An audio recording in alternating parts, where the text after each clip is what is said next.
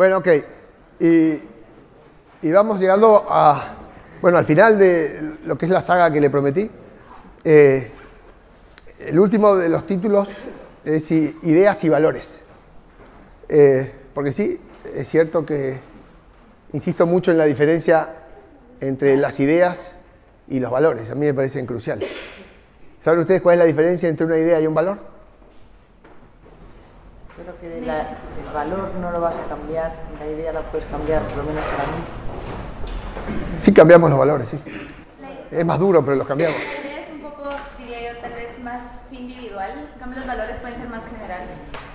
Yo diría que el valor es más visceral y la idea es más racional, tal El vez. valor es algo que sigues y una idea es algo que puedes pensar, pero no tienes por qué. Una idea es más abstracta que un valor.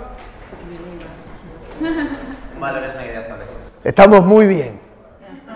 Estamos muy bien. Vamos a discutir entonces esto. A ver, debo decir la verdad. Escribí esta pequeña charla solo para esta reunión y la escribí por culpa de Martín Krause. A ver, que él habla siempre de la importancia de las ideas y está muy bien que así lo haga, ¿verdad? Claro. Voy a tratar de dejar las cosas suficientemente claras para que a Martín luego no le presten atención demasiado. Bueno, vamos a trabajar entonces. El fin de esto sería tratar de entender bien la diferencia entre la idea y el valor. Porque lo que quiero preguntarles es si la libertad es una idea o es un valor. O también le quiero preguntar si la libertad es un sentimiento. Bueno, está bien, vamos pensando, porque está bueno que sepamos dónde queremos llegar para no perdernos en el camino, ¿no? Bueno, debo hacer una última confesión. Escribí esta charla, tiene 30 páginas, y ayer a la noche a las 2 de la mañana, cuando la empecé a mirar en diagonal, dije, no puedo explicar esto. No tiene ningún sentido. Así es que las transparencias que traía las voy a hacer un bollo, las voy a arrojar al cesto, y voy a tratar de empezar de otra forma, porque se me ocurrió distinto. Después, si quieren, les mando las 30 páginas si a alguno le interesa para aburrirse un rato. Bueno, muy bien. A trabajar entonces. El primer punto que quiero hacer es sobre la diferencia que hay para Popper entre dos mundos. En realidad, él dice que hay tres. El 1, el 2 y el 3. No es muy original en esto. Mundo 1 de los objetos, una cuchara o una salchicha. Mundo 2 de los acontecimientos, de los hechos, de las relaciones. Mundo 3, y el que más me interesa ahora, es el mundo de las representaciones, de lo simbólico, de las ideas, de las teorías. Para mí también de la imaginación. Eso corre por mi cuenta, él no lo dice así. Pero el primer punto es, hay un mundo 2 y hay un mundo 3. ¿Okay? ¿Y cómo funciona ese mundo 3? Bueno, ese mundo 3 es el que tenemos nosotros porque tenemos la facultad de razonar. Y entonces, la razón es importante porque nos permite muchas cosas. Por supuesto, conceptualizar, hacer teorías. Teorías son relaciones de causa-efecto, ¿verdad? Y cuanto mejores son esas teorías, son más simples, porque tienen menos elementos, pero explican más. Es decir, son más simples y más potentes. Smith dice que una buena teoría es aquella que con menos palabras logra alumbrar las relaciones entre puntos más distantes. Me parece una cosa muy bonita, ¿no? La teoría es un esfuerzo mental que pone causa-efecto para relacionar dos puntos que están bien lejos. Y las mejores son las más simples y a su vez son más potentes. Igual que las máquinas. Una teoría es como una máquina. Es como una aplicación. Eso es. Una máquina. Hay mejores teorías y peores teorías. Algunas se explican más, otras se explican menos. Algunas se explican incompleto. Hay teorías, pero también hay creencias. Y también son del mundo 3. ¿Verdad? Y existen las creencias. ¿Cuál es la diferencia entre las ideas y las teorías y las creencias? En que las creencias uno está parado arriba. Uno está en la creencia. En cambio, para llegar a la idea, uno tiene que subir. Hay que hacer esfuerzos para mejorar nuestras ideas. La labor intelectual nos pone una fatiga. En la creencia nos tiramos de un sillón cómodos ahí a reposar sobre la creencia. Es muy difícil salirse de las creencias, y hay que hacer mucho esfuerzo para mejorar nuestras teorías. Los intelectuales buscan aclarar sus ideas todo el tiempo. Los científicos, con más rigurosidad todavía, ponen sus ideas a la crítica de otros y tratan de hacer experimentos, especialmente en el mundo de lo físico y van tratando de mejorar esa capacidad de entender. ¿Por qué? Bueno, porque en el fondo queremos decodificar lo que pasa alrededor nuestro y estamos llamados a actuar. Entonces, ¿para qué queremos entender cómo funciona el mundo? Para que no nos sorprenda, para transformarlo un poco, para prevenirnos de lo que viene. Y todo el tiempo vamos haciendo esas composiciones mentales para decodificar lo que tenemos alrededor, y las teorías son las máquinas de decodificación que usamos. Igual que el Yazan entiende cuál es tal canción que está sonando, la teoría entiende lo que está pasando alrededor. Y si está así, va a llover. Una teoría. O si sube la demanda, el precio sube. Una teoría. ¿Que explica qué? Una regularidad preexistente, una cosa anterior, una cosa que se da siempre así, por eso la economía la llamamos leyes, ¿no? Bueno, muy bien. Entonces, es muy importante esto, por supuesto, nos diferencia de los animales, y Hayek hace un bonito trabajo que se llama Desde el instinto a la razón. Porque como humanos tenemos instintos, el de procreación de la especie, y el de procreación y de defensa del grupo, y el de salvaguarda, ¿verdad? Pero entre el instinto y la razón, Hayek lo plantea así. ¿Y qué hay entre el instinto y la razón? Bueno, un poco a los saltos, ese mundo 2 de Popper, de los acontecimientos, de los fenómenos, de los hechos, donde está el orden social, que para los escoceses y para Hayek, ese orden social, ya les dije, es espontáneo y complejo. ¿Ok? ¿Y qué encontramos entonces entre el instinto y la razón? Bueno, lo que vamos a encontrar son manos invisibles, hábitos, sentimientos, imitaciones, contagios, sentimientos morales, regularidades, teoría de los espejos, es decir, cosas que se van refractando, recursividades. Ah, caramba, ¿y todo eso está entre el instinto y la razón? Sí, todo eso está. Ok. Por ese andariveles que nos vamos a echar primero, porque estuvimos hablando de esto casi todo el tiempo, ¿no? Entonces, el mundo 2 de Popper sería esa trocha que Hayek abre entre el instinto y la razón. Ahora, ¿para qué sirve la razón? Bueno, efectivamente sirve para todo lo que dije antes, pero también sirve para moderar las pasiones. La lectura de los clásicos ya se ve mucho eso, desde los griegos para acá. ¿Para qué sirve la razón? Para moderar la pasión. ¿Y cómo es la secuencia? Instinto, pasión, sentimiento moderado o sentimiento moral.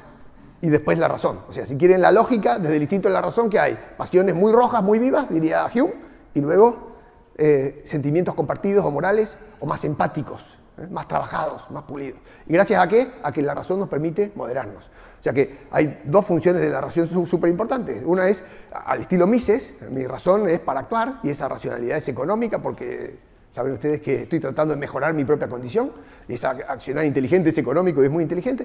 Y hay otra razón en un sentido más clásico, que es decir, mira, eso es lo que me sirve entender lo que pasa para moderar la pasión, es decir, para poder sociabilizar con el resto. Si yo no fuera racional, no podría sociabilizar, porque no puedo moderar la pasión y no puedo converger hacia reglas de justicia, que es lo que hablamos ayer. Ok, entonces ya sabemos de estas dos funciones de la razón. Ahora, los escoceses, y los escoceses son Hume, Smith y Ferguson, como los tres más importantes, como si fueran Neymar, Messi y Suárez. Pero hay un montón más. Hay un montón más. Hay uno que se llama Ferguson, que es el que hace esa frase que dice: las instituciones son esa cosa con la que tropezamos.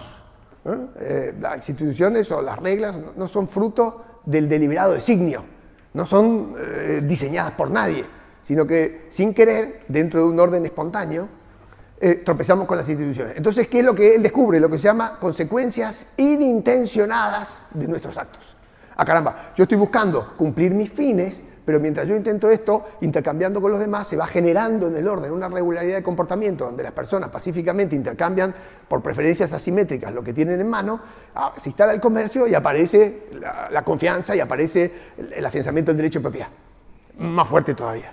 Después descubriremos si el derecho de propiedad es gallina o huevo, ¿no? Si el derecho de propiedad ante el comercio, o el comercio es lo que dio vida al derecho de propiedad, o si en el fondo son recursivos. Bueno, pero entonces hay consecuencias inintencionadas de nuestros actos. Pasan cosas en los órdenes espontáneos que no son del designio de nadie. Después esos órdenes espontáneos que explican la moral, que explican la moneda, que explican el lenguaje, no reconocen ningún padre, no tienen creador, son órdenes espontáneos.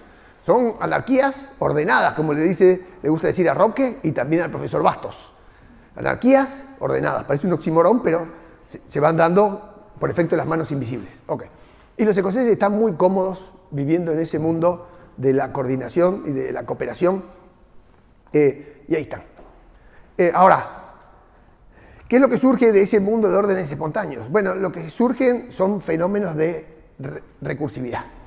Y esto es muy importante, porque esos órdenes espontáneos son procesos, como decía Eduardo. No la política, son procesos. Es decir, de que las personas comercian o intercambian, surgen los sistemas de precios monetarios, ¿verdad? Y esos sistemas de precios, sabemos por economía, que son señales que guían la producción de nuevos artículos y que en el fondo permiten hacer los flujos de fondos y las cuentas y las contabilidades y lo que sea. Entonces el proceso es recursivo, es decir, porque la gente comercia aparece la escasez relativa designada en un precio y cuando tenemos ese precio la gente dice, no, esto es muy caro, mejor no consumo esto porque resulta que falta.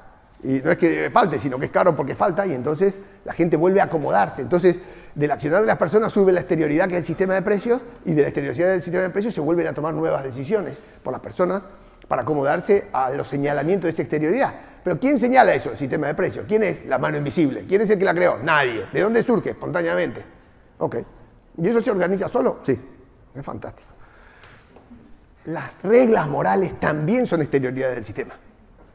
O sea, lo que creemos apropiado, lo que creemos correcto. Déjenme decir reglas morales, las reglas que hablamos ayer, de reciprocidad y de justicia. Si vamos para la virtud, ya eso es mucho más difícil, ¿eh? Estoy hablando para gente de a pie, para gente que se respeta recíprocamente y que no son ni santos, ni héroes, ni... Estoy hablando para gente de a pie.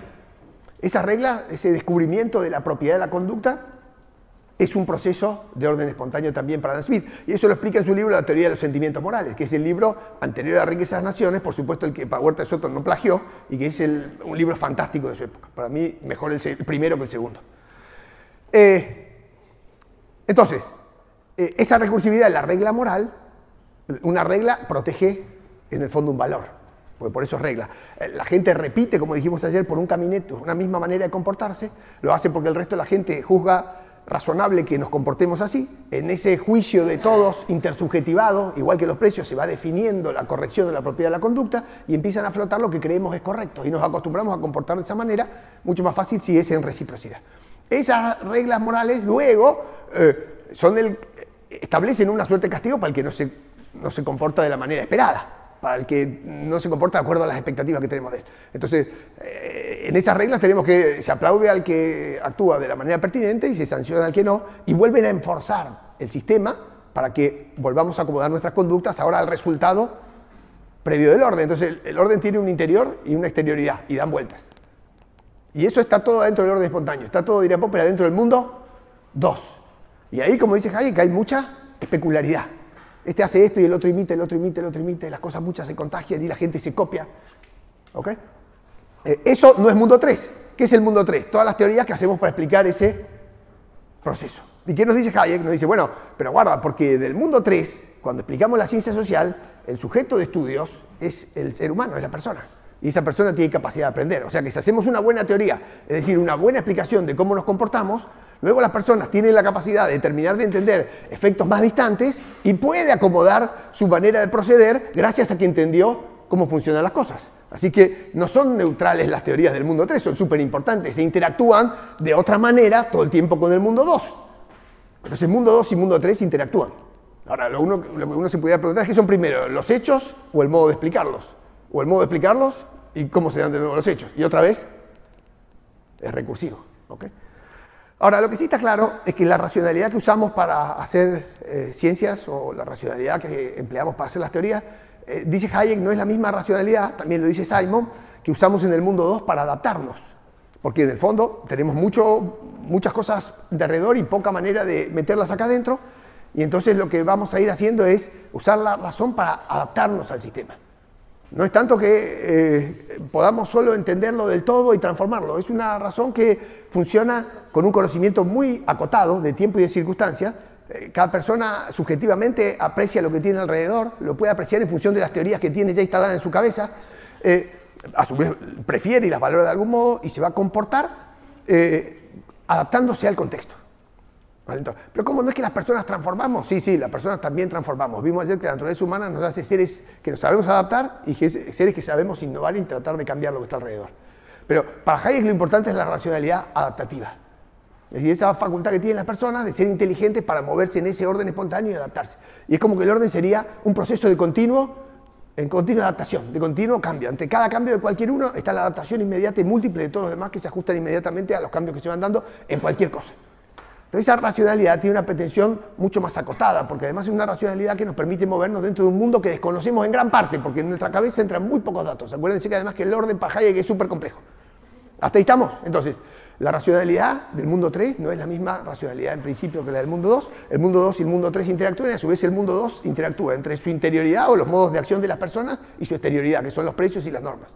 No sé si voy muy complejo, Pero este sería el mundo en que queremos desenvolvernos ahora. Bueno, muy bien. Después Hayek se echa sí, un rollo de muchas cosas que tienen que ver con esto.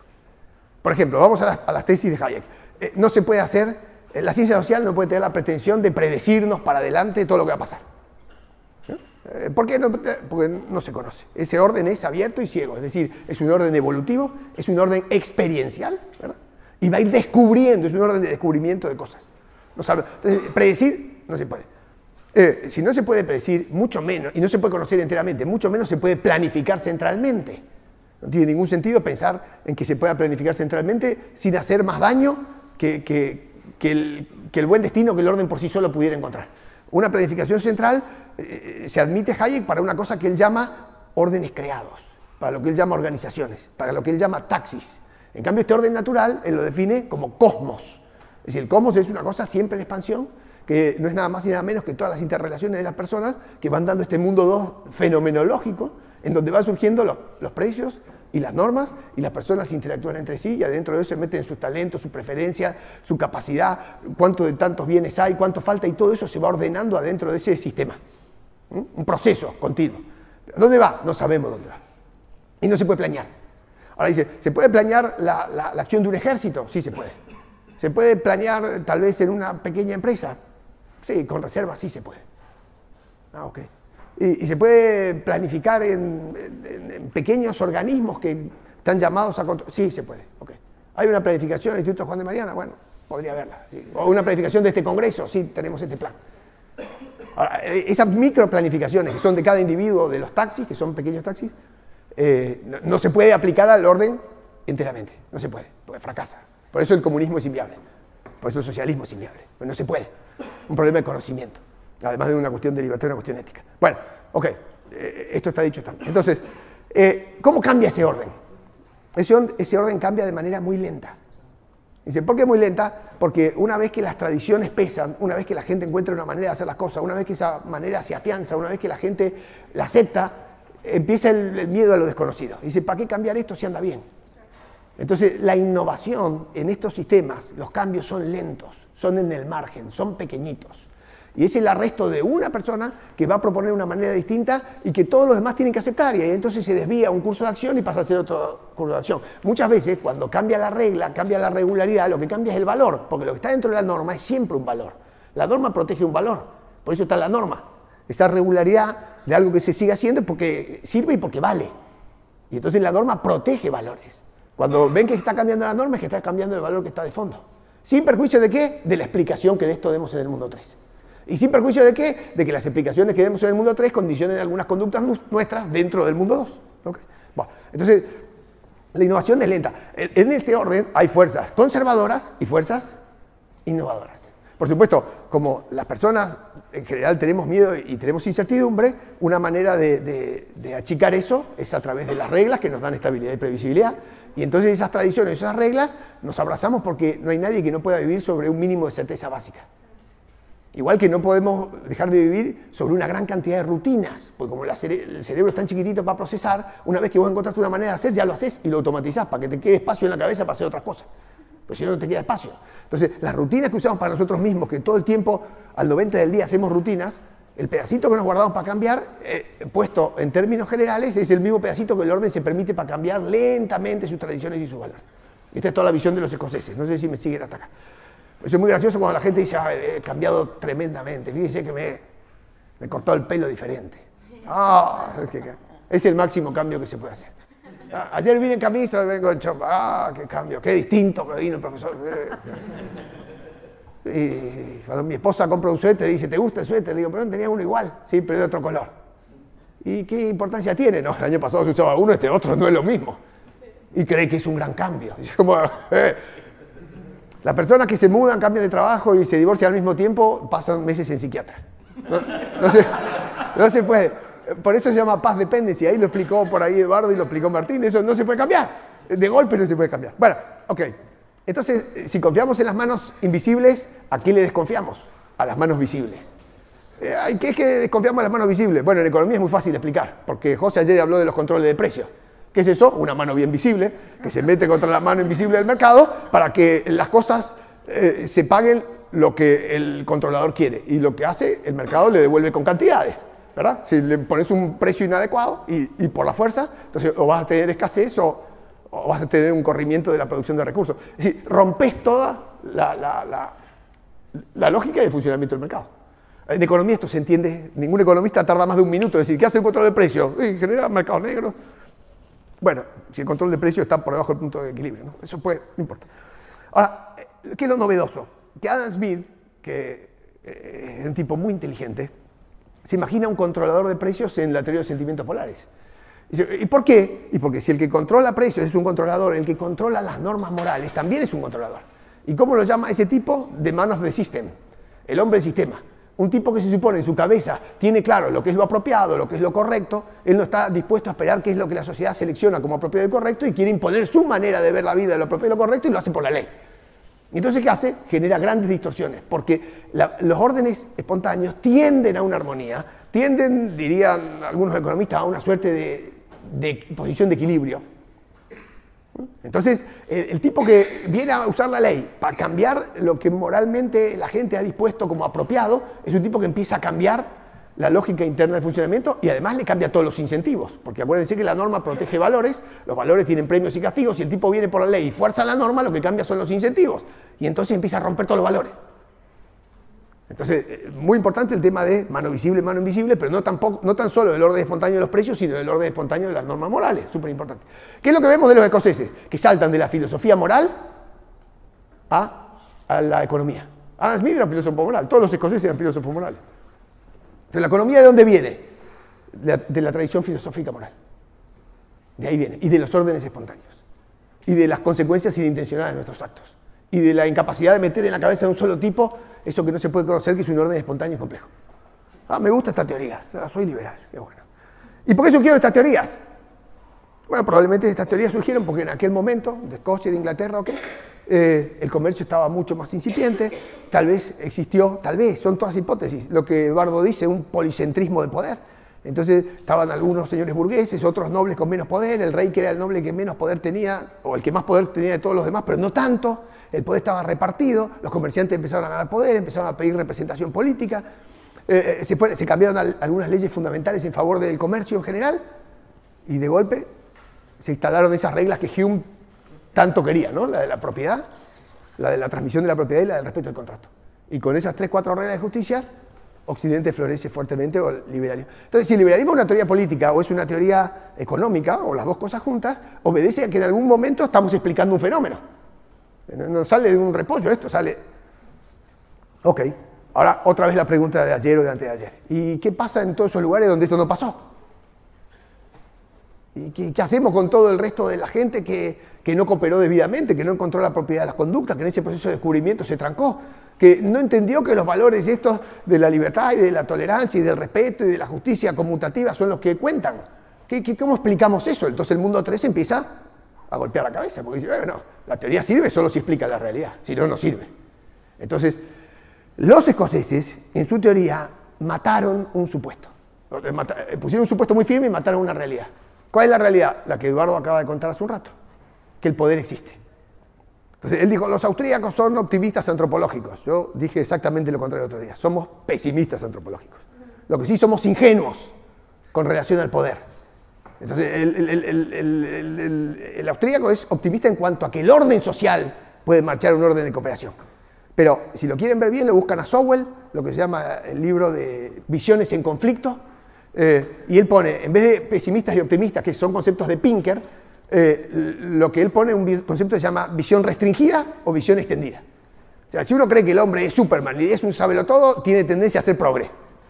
Si uno cree que el hombre es limitado y cuidadoso y prudente y que va a encontrar de a poquito y pasito a pasito la solución de sus problemas con mucha cautela y que siente que el hombre solito no va a ningún lado, salvo en interdependencia y en un orden social, tiene tendencia más liberal. Ahora, ese pesimismo antropológico, que es cierta expectativa favorable en cuanto al orden social, se torna muy ingenuo con relación al poder. Porque a lo mejor porque en ese momento estaba dado y ni siquiera lo tuvieron en cuenta para explicar las teorías, porque así se daba ahí. Pero por muchas otras razones y por muchas más que Paco Capella dijo el primer día, en la mayoría de lugares no funciona así. Entonces, ¿cómo funciona? Y funciona de otra manera. Pero si nosotros en esa teoría, todo esto que acabamos de decir, lo anotamos en un libro, de golpe esa teoría evolucionista, la queremos aplicar en otro lado, pasa a ser una teoría revolucionaria. ¿Cómo? Bueno, sí, una teoría que explica bien la historia, porque así pasó en Inglaterra. O sea, la teoría acomoda el curso de la historia. Vos haces la teoría y le haces un tobogán así de terciopelo para que la historia venga. Y vos la vas entendiendo porque ya tenés la teoría acomodada en la cabeza. Eso es lo que vos hacés. Igual que la razón te permite entender los sentimientos, porque una pasión ¿vieron lo que dice Malebranche, ¿no? Las pasiones se alimentan a sí mismas. Cuanto más apasionado estás, más golpeás y más manija te das. ¿Cómo bajar la pasión? Pues la razón que le tiende un tobogán de seda para que la pasión baje. La pasión se justifica a sí misma. La razón, cuando la critica y la justifica, le pone el guante de terciopelo. La teoría hace lo mismo con la historia. Y les adelanto, los principios hacen lo mismo con los valores. Si son toboganes del mundo 3 para que baje como del mundo 2. Entonces, pero si no se dio históricamente eso, y vos querés aplicar una teoría del mundo 3 a un lugar donde no se dio, en vez de ser una teoría evolucionista, es una teoría revolucionaria. Y vos decís, caramba, ¿y qué pasó acá? Bueno, la naturaleza de las personas que yo sospechaba y el modo de relacionarse de las personas que yo pensé que se podía dar, acá no se dio. Entonces hay que hacer otra teoría. ¿Por qué? Porque quiero explicar por qué algunas cosas... Entonces la teoría de los escoceses explica muy bien los órdenes espontáneos y algunos surgimientos, pero no todos. Y entonces para estas otras cosas, ¿quién está? Está el señor Hobbes, que es el que está justo enfrente. ¿Y qué va a decir? Viste, te dije que la gente era mala gente. Te dije que no iban a ir a ningún lado. Te dije que había que pensar esto antes. Te dije que había que ordenarlos un poco. Te dije que había que poner un monarca que supiera y que fuera buen tipo. Te dije que si fijábamos bien los incentivos desde la política y el derecho, después iba a marchar la economía sola. Te lo dije. De otra manera de ver el mundo. Es decir, la vida es un conflicto de poder. El poder está... ¿Es verdad? En parte sí, en parte no. Ninguna teoría abarca a todo el mundo, pero Hobbes tiene ese punto. ¿Y qué se descuelga de la filosofía de política de Hobbes? De la política y del acuerdo, o sea, en el manejo del poder, el acuerdo sería lo mejor posible, pensando que esas personas interesadas logran un pacto unánime que pone ahí al soberano para que cuide el orden, un orden de reglas y de constituciones, y de ahí para abajo. Entonces algunos ven el mundo distinto y dicen, mira, ¿querés organizar esto? Primero empecemos por el principio. ¿Cuáles son los principios? ¿Cuál es la constitución? ¿Cómo lo fijamos? A ver, atornillemos esto, porque si no, no se puede solo. ¿De qué desconfían? Del acto primigenio de la cooperación social. ¿De qué desconfían los austríacos o los escoceses? De que un tipo pueda con su cabeza definir eso ex ante en el vacío de a priori. Pero están todos preocupados por lo mismo. ¿Por qué? Por bajar el conflicto, por mejorar la convivencia y porque sea un orden de mayor prosperidad. O sea, la preocupación de estos tipos intelectualmente es sana, salvo que uno ve el mundo con un ojo y los otros con otro ojo. Entonces, ¿qué es lo que va a decir Hobbes? Y bueno, más que el orden espontáneo, lo importante es el taxis, esa organización, porque el Estado es un taxis. Una empresa es un taxis. A los que quieran distinguir bien entre taxis y cosmos, si vienen del mundo de la economía y de la empresa, cosmos es el mercado, taxis es la empresa. Y si quieren ir a la teoría firma de Ronald Coase, se van a dar cuenta como una empresa que es un taxis se organiza para cumplir finalidades adentro de un cosmos. Y conviven, sí, los taxis flotan adentro del cosmos como las gotas o las grasas adentro de la leche. Entonces las empresas son parte de ese cosmos. Y el cosmos, ahora, a veces se expanden, como dice Coase, y a veces se achican. Y, por ejemplo, a veces se eliminan. Por ejemplo, el TripAdvisor elimina las agencias de viaje.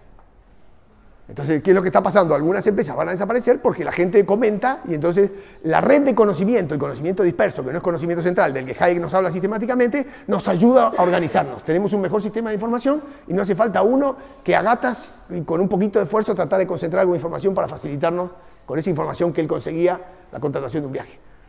Entonces, cosmos y taxis conviven. ¿Cuál es el miedo de los escoceses y de Hayek, que es el escocés más moderno, ¿verdad? El miedo es que el taxis, que es el Estado, que sí tiene finalidad propia, se apodere del cosmos, que lo sojuzgue, que lo humille, que lo retuerza, que le dé forma desde afuera, que le ponga finalidad cuando el orden no tiene finalidad. Este es el gran miedo. Entonces, el miedo de los hobbesianos es que el orden social sea un orden de continua jungla, como decíamos ayer, porque no saben cooperar. En cambio, el orden de los escoceses es miedo al hombre del sistema. A ese Adam Smith, esta es sábelo todo, que va a venir acá a decirnos cómo tenemos que vivir y cómo nos tenemos que organizar, porque la sociedad civil por sí sola no va a ningún lado.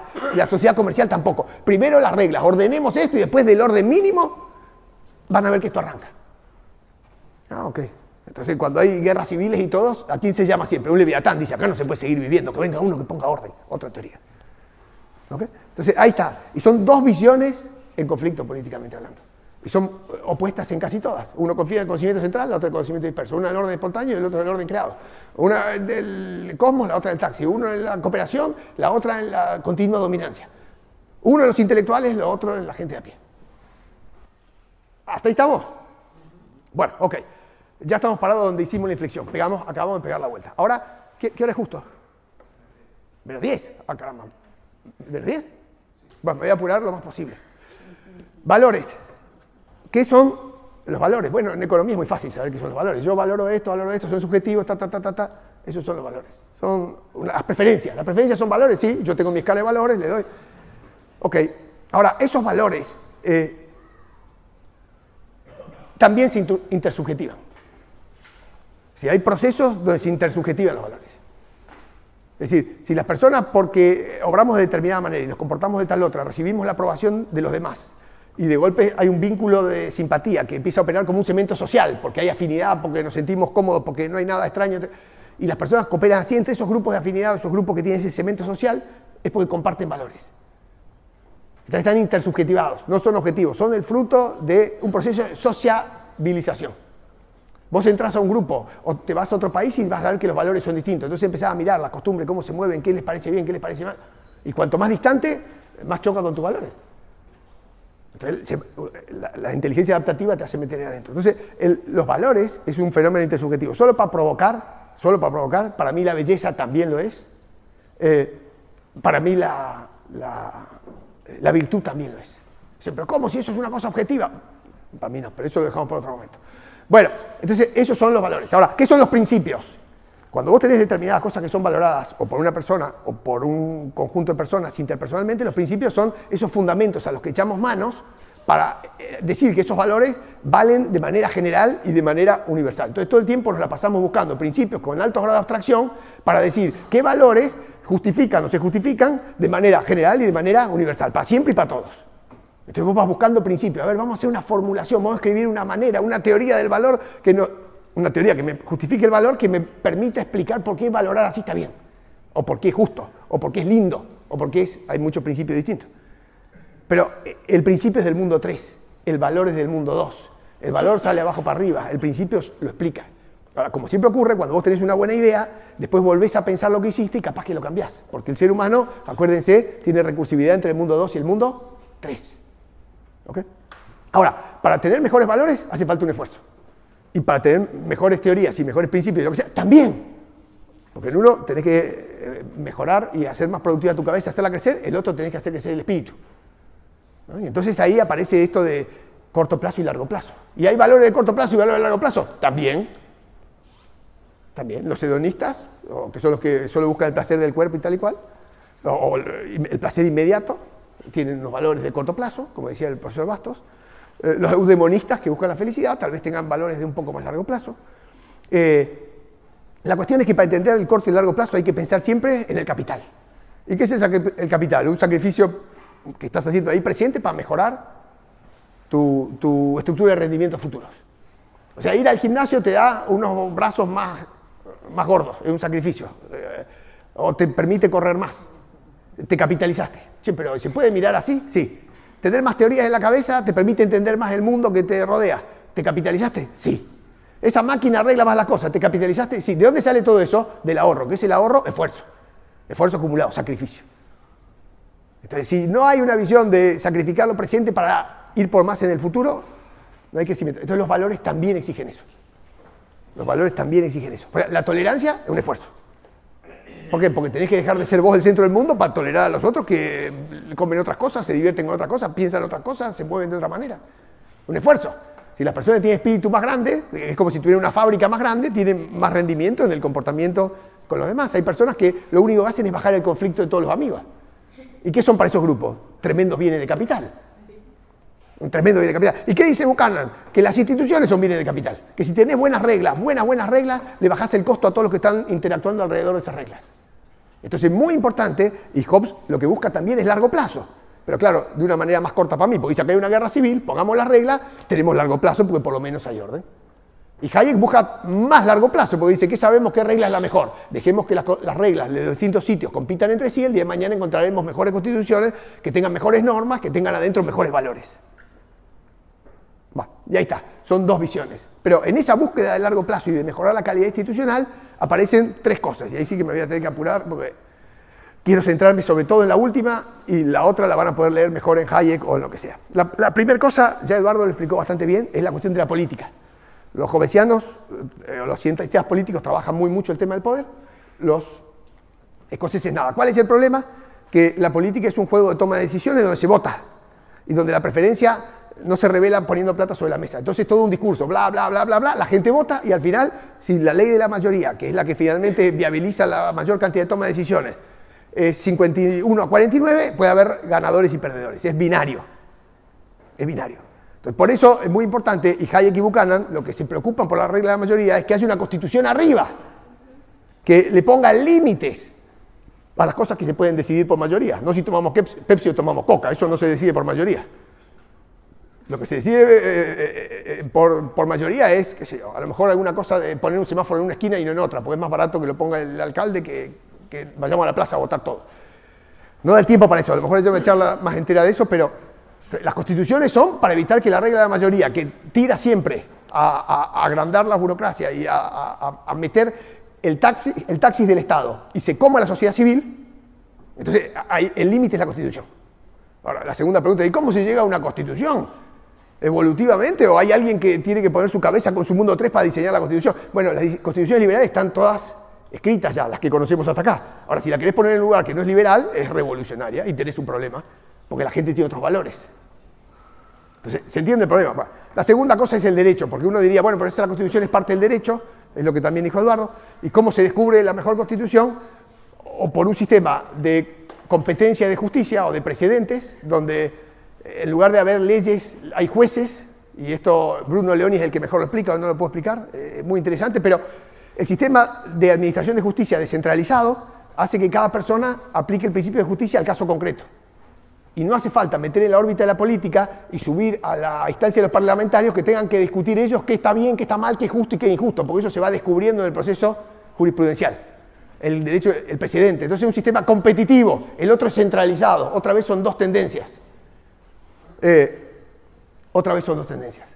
Una, la de los órdenes espontáneos, que cree en que los jueces que tienen conocimiento disperso pueden aplicar el principio del caso.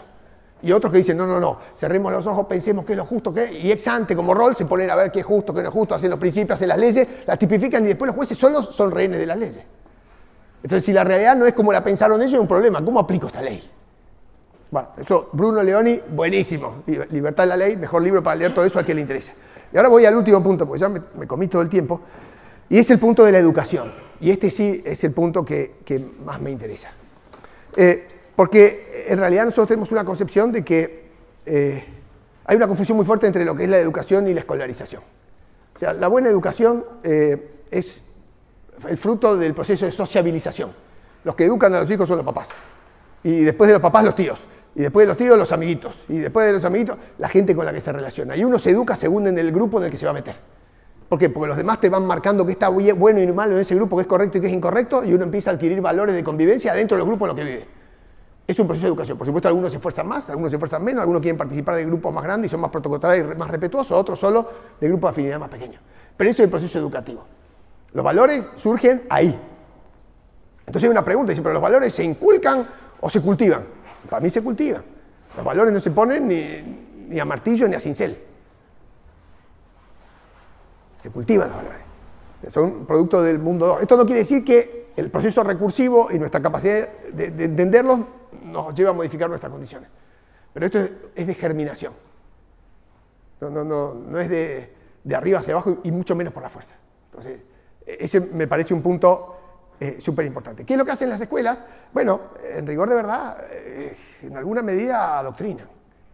Es decir, y es más, la cultura de la escuela está prevista para que el chico responda a lo que el maestro le explica.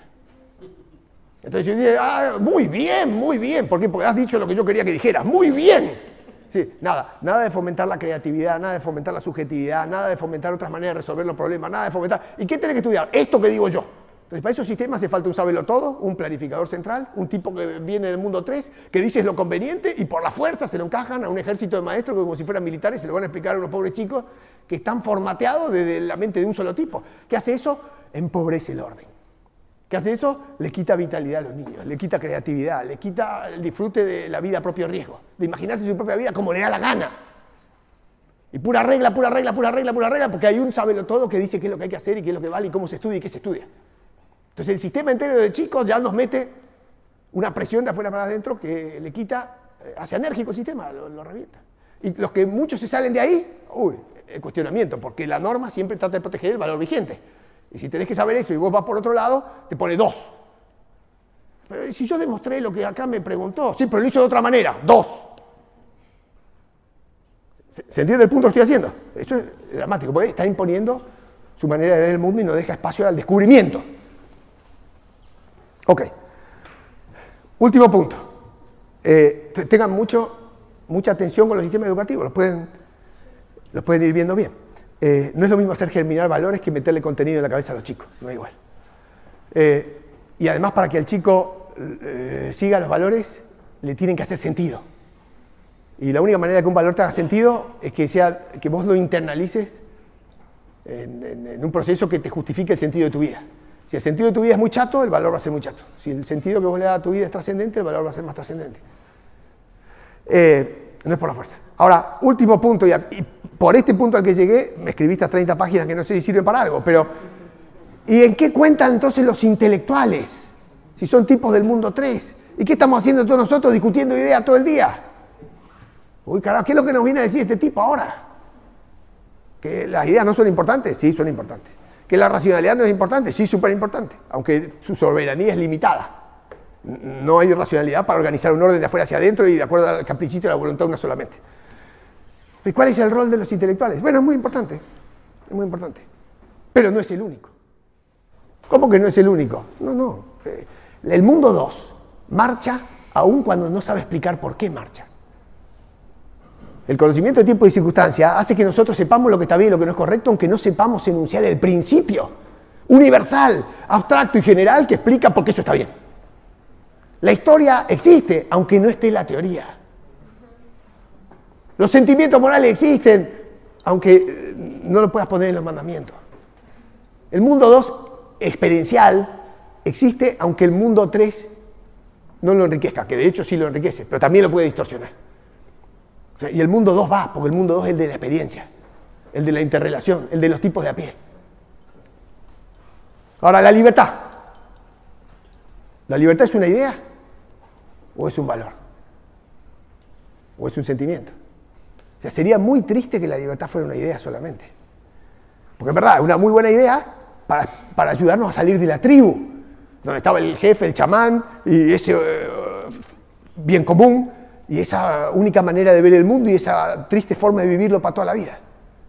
Sin desarrollarse cada uno, sino adentro de toda esa... Entonces, la idea te saca de ahí. Está bueno, ¿no? Entonces sirve, es una idea. Pero cuando la idea viene, hace que ese sentimiento crezca y se torne un sentimiento moral. Entonces la libertad es un sentimiento. Pues si no hay sentimiento de libertad por las ideas, no hay tipos que se inmolan adentro de Cuba, muertos por la policía que represivamente los mata a patada dentro de las cárceles. Si no hay un sentimiento, es muy difícil que con la idea solo vaya. Hay un sentimiento del deber, hay un sentimiento, hay algo que le da sentido a eso. Cuando la idea se encarna en la persona, cuando uno entiende que esa idea explica el sentido trascendente de la vida de nosotros, ahí hay un valor. Y la idea explica por principio por qué eso vale, pero si uno no siente por qué eso vale, no alcanza con la idea. Entonces no alcanza solo con discutir la idea, que es una cosa muy importante, en los diarios, en la facultad, en la política, en los lobbies que se hacen defensivamente para que no nos quiten espacios de libertad en la sociedad civil. Pero si la idea no está encarnada, una persona con solo cabeza pero sin emoción y sin corazón no es plena. Si no hay emoción, no hay contagio. Y las personas mayormente imitamos y nos contagiamos y nos entusiasmamos. ¿Qué es el maestro? ¿El que te enseña algo? No, el maestro es el que te da ejemplo. ¿Qué es el maestro? El que aspira a que el alumno que tiene enfrente no repita lo que él dice, sino que sea mejor que él. Y para eso tiene que sembrar entre muchos alumnos para que cada cual, por su lado, busque mejores vías que las pocas que podemos, y después los alumnos te enseñan a vos. Eso es. Entonces, es muy distinto pensar el mundo con un resultado puesto, final y cerrado, a dejarlo abierto, a riesgo, con incertidumbre, y a que cada uno pueda descubrir con su propio plan de vida. Y cuando vos encontrás el plan de vida, y empezás a rolar en la experiencia y empezás a generar esos cementos sociales con los tipos que están al lado tuyo que comparten esa manera de ver las cosas, vos te animás a defender los valores. Y después cuando te preguntan por qué, si fuiste a la universidad y estudiaste ética, capaz que lo sabés. Pero si no te preguntan por qué, también lo sabés. Entonces el liberalismo no es para intelectuales. Sirve muy, muy bien entender por qué hay algo que es más conveniente o por qué hay algo que en el fondo parece más justo en el sentido de que nosotros definimos la justicia, y está muy bien prepararse para sacar a la gente de la ignorancia en la que nos meten las pasiones. Pero un minuto después hay sentimientos mucho más elevados que las propias ideas. Esos sentimientos se llaman valores. Entonces, aquellos que creen que la libertad es una teoría económica, una teoría política, una idea, bueno, están en todo el derecho del mundo. Y ahí se desenvuelven escribiendo un artículo, 2, 3, 4. Ahora, si no testimonian con su vida que están dispuestos a defender ese valor, si no están en permanente acción, como dice Eduardo, no porque te conviene, sino porque vos sentís que eso es necesario, que te llena la vida y que mejora la vida de los demás y la de tus hijos, si no hay un poco de eso, la libertad se muere. Entonces, no es solo una idea. Y no venimos solo acá, creo yo, a entender esa idea. ¿Okay? Bueno, hasta acá por ahora.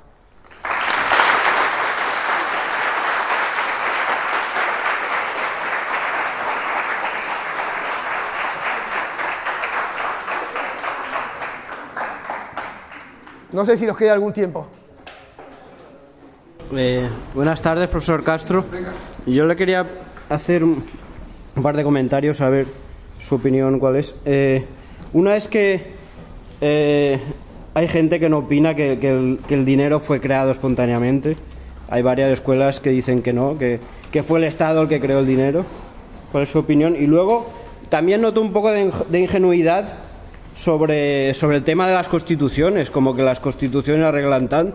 Veo ahí mucha ingenuidad con eso. Sí, claro que hay. Sí, Leonidas Selmanovich tiene unos trabajos muy lindos a propósito de que los sistemas métricos y todas esas cosas siempre estaban de la mano de algún gobierno que ayudaba. Pero la verdad que creer que los gobiernos inventaron el dinero o que inventaron el lenguaje es una cosa...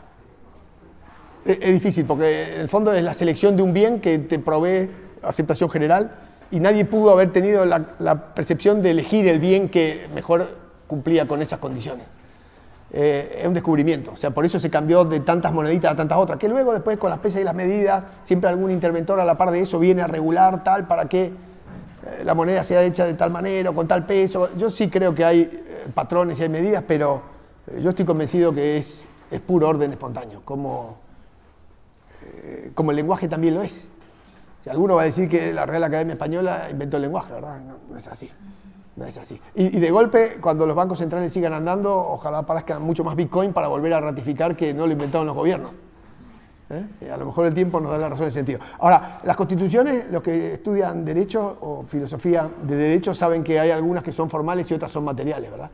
Y que puede haber constituciones aun cuando no se escriba nada. Y si todo el mundo tiene un consenso alrededor de los factores, de los valores fundamentales y del modo en que está dividido el poder en la sociedad, que son las dos principales cosas que trabaja una constitución, puede que esa constitución ni siquiera se escriba y que las personas se sientan con derecho a que no le saquen más de tanto por impuesto y que...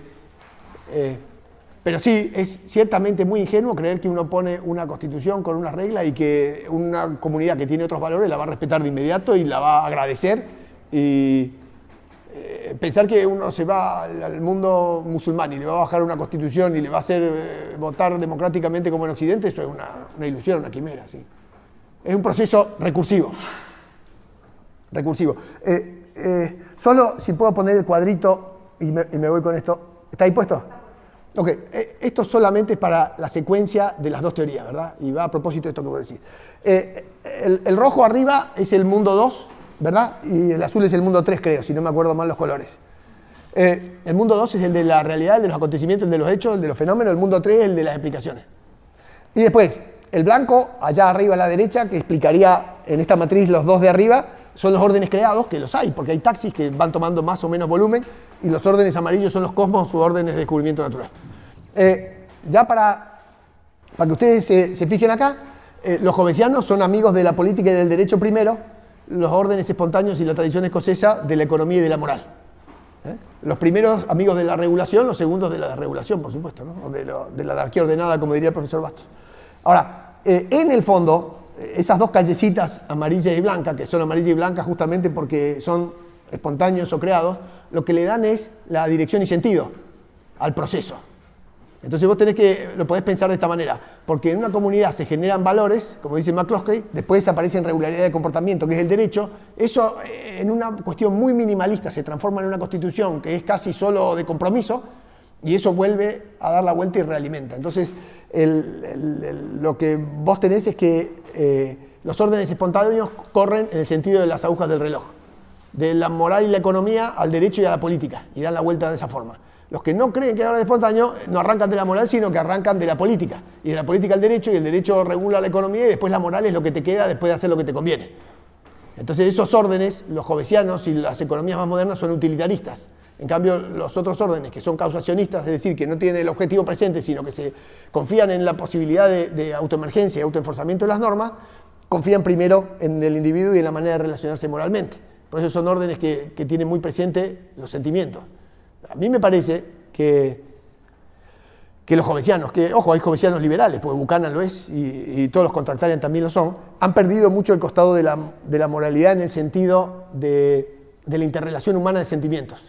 Y están entendiendo la moralidad como una cuestión de principios. Entonces ellos arrancan exactamente al revés. Dicen, parto de un principio, sería cuadrante de abajo a la derecha, el que está puesto en color amarillo.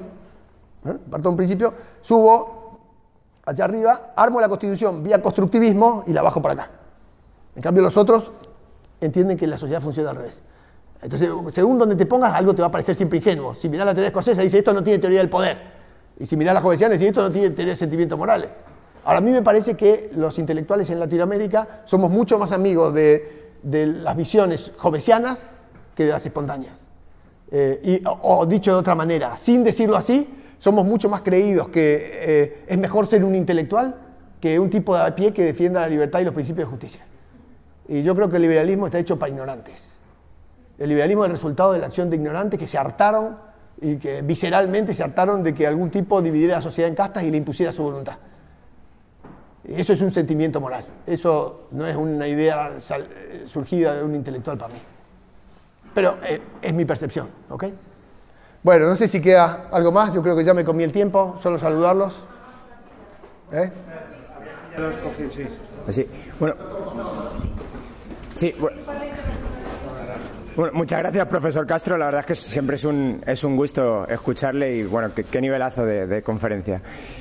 Sí, quería hacer una pregunta y es... ¿qué ocurre cuando en un orden espontáneo se introducen, o en el éxito del orden espontáneo, cuando va compitiendo con otros órdenes espontáneos, se introducen algunos elementos dentro de él que quizá no son tan coordinadores como el resto de elementos? Quiero decir, ¿qué ocurre cuando en una Inglaterra industrial se introduce el Banco Central monopolista público, o bueno, con características de público? ¿O qué ocurre cuando en un imperio romano con su derecho de gente se mete la esclavitud y cosas así? Sí, claro. Digamos la cosa, que los órdenes espontáneos o los cosmos se bancan los taxis que se meten adentro. Porque el cosmos se vuelve a reformular. Hayek lo dice expresamente. El cosmos no es que... el cosmos se regenera a partir de un taxi que usted le mete adentro, porque el taxi es una idea y poder para meterla. Un grupo de gente que tiene una idea, una finalidad, se organiza y empieza a gravitar sobre los demás. Entonces, eso, en vez de ser grumos de leche grumos de nata dentro de la leche, qué sé yo, pasa a ser como un cuerpo extraño. Pero los cosmos en general, si tienen fuerza, porque tienen muchos grados de libertad, absorben. Ahora, si usted le mete un taxi suficientemente grande para que se coma desde adentro como si fuera un parásito al cosmos y finalmente le saque toda la fuerza, cosa que pasa en la política, porque los incentivos de la política arregla la mayoría, lo que van haciendo es le van corriendo la vara y le van estrangulando y asfixiando la sociedad civil para hacerla cada vez más de orden público. Entonces, ese taxi se va comiendo al cosmos y la sociedad termina al extremo superregulada como en un comunismo, ¿verdad? Entonces, a mí me parece que hay taxis que son provechosos porque las personas se organizan, porque hay costo de transacción, diría Coase o North también, de una manera, pero el problema es cuando el taxi es el Estado y a alguno se le ocurre convencer al que tiene el poder de que él tiene la solución, y cuando hace la mezcla entre el soberano que tiene el poder con el genio que tiene la solución, ahí está frito, porque ahí te aplastaron del orden, ahí está, eso es Maduro, el genio que tiene la solución, ¿no? Chávez, eso es, ¿no? Entonces, generalmente los Cosmos pueden reabsorber algunos taxis y pueden convivir perfectamente con otros taxis como con las empresas, solo que cuando algunos taxis empiezan a definir finalidad y empiezan que esa finalidad empiezan a conculcar la vida de los demás y a sacarle espacio y aire para respirar y ventana de libertad, el orden se empobrece, se anemiza.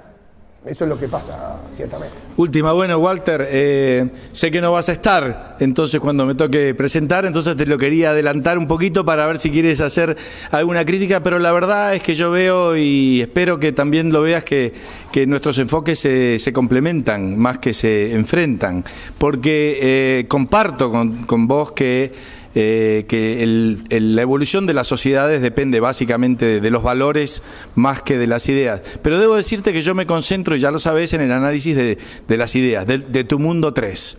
Y en ese sentido, tal vez, dejo de lado, vos analizás la interrelación, pero simplemente lo mío es agregar que estos movimientos de flechas que vos tenés en el cuadro, no ocurren espontáneamente, sino que están motorizados por lo que llamo emprendedores de las ideas, en competencia en un mercado de ideas, etcétera, etcétera, y que algo similar ocurrirá en el mercado de los valores, y que simplemente que yo me voy a concentrar en ese mercado de las ideas, porque no me da para más. Buchanan te diría que los constructivistas, Buchanan te explicaría que con el public choice, que la línea blanca que viene al revés también tiene emprendedores de la política. Sí, por supuesto, hay gente que mueve. Sí, definitivamente hay tipos que se animan a innovar más, que son factor de cambio, que toman más riesgo y después los otros los copian. Yo no sé si eso lo llamaría elites, porque me gustan más los individuos que las elites, pero dos últimas cosas, ya sí me voy. Lo primero es que lo que el profesor Bastos dijo el primer día, creo que de Bell, eso de que el capitalismo tiene el gusano adentro de la propia manzana, ¿no? Porque si uno entiende que el capitalismo se explica solo por la utilidad y solo por la conveniencia, en el fondo le quita los valores. Y cuando le quita los valores, la manzana se pudrió. Y eso es lo que dice el profesor Bastos y yo comparto. Así que presten atención a eso, porque como dijo Eduardo, esto se defiende todos los días y si sentimos que vale. Bueno, nada, me despido porque me voy mañana. Gracias por todo.